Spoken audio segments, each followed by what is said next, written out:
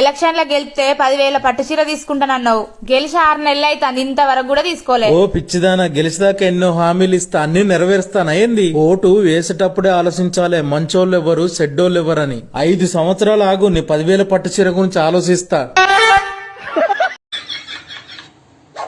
ఏంటి, నాకు అర్జెంట్ గా 2,000 కావాలి, ఉంటే ఇవ్వండి. నా దగ్గర ఇప్పుడు లేవే. సరే అయితే నేను నా పర్సులో నుండి తీసుకుంటాను, తర్వాత మీరు ఇచ్చేయండి.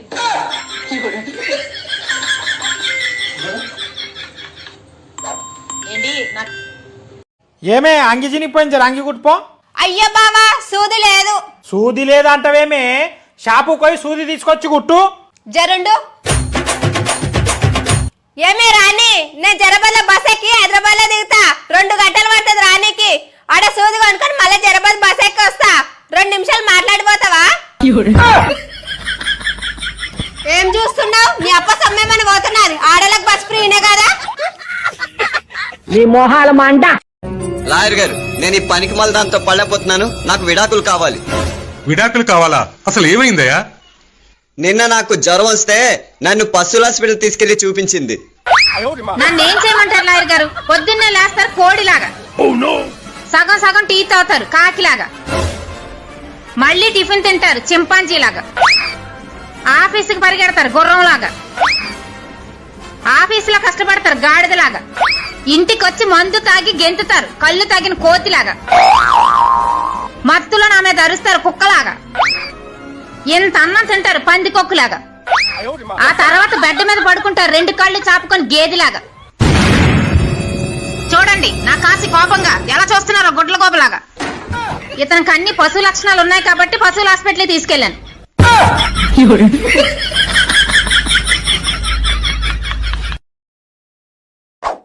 ఏంటి ఈ లిప్స్టిక్ ఎక్కడిది? ఉన్నది నీ చేతిలో, నాకేం తెలుసు?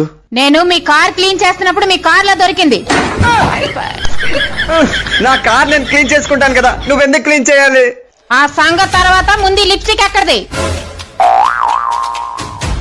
అడుగుతుంటే ఆలోచిస్తారేంటి? నిజం నిప్పు లాంటిది, కాలిపోతుంది, చెప్పడానికి ఆలోచించాలి. మొన్న మన ఇద్దరం ఫంక్షన్ కి వెళ్ళావా? అప్పుడు నువ్వు ఎంత అందంగా తయారయ్యావు. అప్పుడు మా ఫ్రెండ్స్ నిన్ను చూసి, మీ ఆవిడ అంత అందంగా ఉంది కానీ పెదాలేంటి అంత నల్లగా ఉన్నాయి, మీ ఆవిడకు ఒక మంచి లిప్స్టిక్ కొనొచ్చు కదా అంటే కొన్నాను.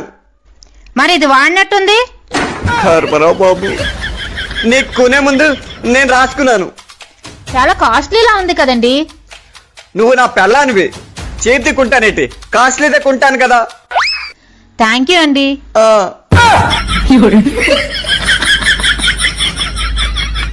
హైదరాబాద్ వచ్చి 10 సంవత్సరాలు అయింది. అక్కడ ఆధార్ కార్డు అడ్రస్ ఎక్కడికి మార్చమని ఎన్నిసార్లు చెప్పాను, మార్చారా? నా మాట ఒక్కసారైనా విన్నారా? అయినా ఇప్పుడు ఏం కొంపలు మునిగిపోయాయని ఎలా ఏడుతున్నా? నా ఫ్రెండ్స్ అందరూ ఆర్టీసీలో ఫ్రీగా తిరుగుతున్నారు, నేను తిరగలేకపోతున్నానే.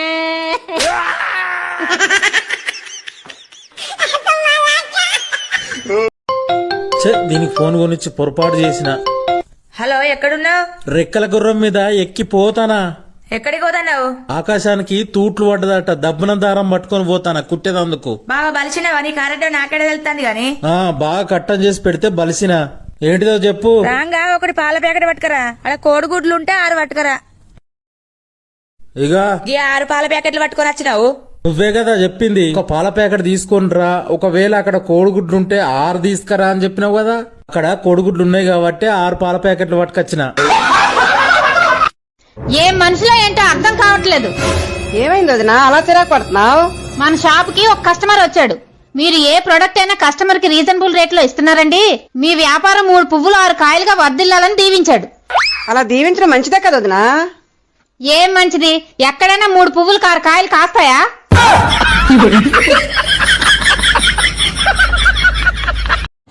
మా ఆయనేటి ఎదురింటావిడతో మాట్లాడుతున్నారు. అదన్నీ అబద్ధాలే చెప్తుంది. ఏం చెప్తుందో ఏంటో. ఏంటి మన ఎదురింటావిడ ఏం చెప్తుందండి? అది ఏం చెప్పినా అన్ని అబద్ధాలే చెప్తుంది. దాని మాటలు అస్సలు నమ్మకండి. సరేలే, నమ్మలే. ఇంతకీ ఏం చెప్పింది? నువ్వు మంచిదానివని చెప్పింది.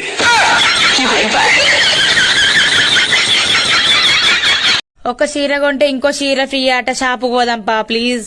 ఏ నగర పైసలు ఎప్పుడు అడిగిన గిట్నే ఎత్తావు. నీ కూర పువ్వు వండాలి, నీ సార్కట్లన్నీ వేయాలి. ఒకటి కొంటే ఇంకోటి ఫ్రీ అని నోరిడిచి అడిగినా. ఎప్పుడు గిట్నే చేస్తావు? కోపానికి రాకు, యాసిడిటీ ఫ్రీ వస్తది. ద్వేషానికి రాకు, అల్సర్ ఫ్రీ. బాగా ఒత్తిడికి గురిగాకు, బీపీ ఫ్రీ వస్తది. అసూయతో ఉండకు, తలకాయ నొప్పి ఫ్రీ. నమ్మకంతో స్నేహం ఫ్రీ. యోగా చెయ్యి, ఆరోగ్యం ఫ్రీ. నిజాయితీగా ఉంటే నిద్ర ఫ్రీ. ప్రేమతోటి మంచితనం ఫ్రీ. సేవతోటి ఆశీర్వాదం ఫ్రీ. నువ్వు చీర గిట్ల తీసుకోకపోయింది అనుకో, నీకు 2 రోజులు ఒక్క పొద్దు ఫ్రీ. ఇంటింటికి గ్యాస్ పోయేనే లొల్లి రాందెవలకు. ఆయనతో మాత్రానికి అలిగిపోతావా? నా నోట్ నిండి మాట రానియా, సెటానా చెయ్యయ్యా, నా తప్పైంది రాయిగా. నీ పక్కన ఏమున్నది? గ్లాస్ ఉన్నది, దాని కింద వారై పారేసిన. తిరిగి ఆ గ్లాస్ ముక్కలు అతక పెడతావా? అతకబెట్టరాదు. ఆ గ్లాస్ లెక్కనే నా మనసు ఒక్కసారి వలుగుతా అతకది. ఇక్కడ గ్లాస్ ముక్కలు అతకబెట్టని అవసరం లేదు. ఇప్పుడే పోయి ఇంకో కొత్త గ్లాస్ తీసుకొత్తా గాని. ఏ ఊకో, భలే జోగి ఎత్తావు. ఎప్పుడెత్తావు తీసుకోపోవడానికి? నిన్ను గొప్పగా పెంచాలని కలలు కన్నాను, కుదరలేదు. అంత అయిపోయింది. సార్, అప్పుడప్పుడు కరెంట్ ఎందుకు సార్ తీసేస్తారు? ఎవరైనా కరెంట్ బిల్లు కట్టలేదనుకోండి, కరెంట్ లేకపోతే ఎలా ఉంటుందో తెలియడానికే తీసేస్తుంటాం. మొన్న మీ ఫంక్షన్ కి రాలేకపోయాను కదే, ఇదిగో 20,000 ఈడు రాసుకో.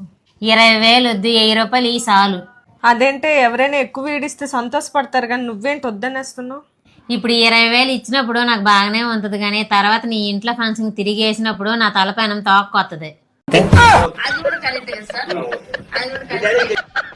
ఏంటి టీ అడిగారుగా, ఇదిగోండి. ఏంటే పేపర్ కప్ లో ఇచ్చావు? మీ ఒక్క టీ కోసం నేను వంటగదిలోకి వెళ్ళి స్టవ్ వెలిగించి చపాల పెట్టి, చపాల్లో పాలు పోసి, కొంచెం నీళ్లు పోసి, టీ పొడి పంచదార వేసి, అల్లం యాలక్కాయలు దంచేసి, అది మరిగినంత వరకు నించొని చూసి, అది మరిగిన తర్వాత కప్పులో పోసి తీసుకొచ్చి మీకు ఇచ్చి, మీరు తాగిన తర్వాత ఆ కప్పు తప్పాల తోమేంత ఓపిక నాకు లేదండి. అందుకే 10 రూపాయలు టీ తెప్పించాను, తాగేసి కప్పు బయట పడేయండి.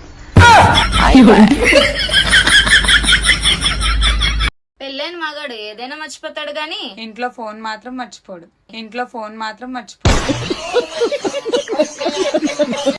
ఇందాక ఈ ఏరియాలో నాకంటే అందగాడెవడరా అంటే ఈ ఎదవా నువ్వన్నాడు.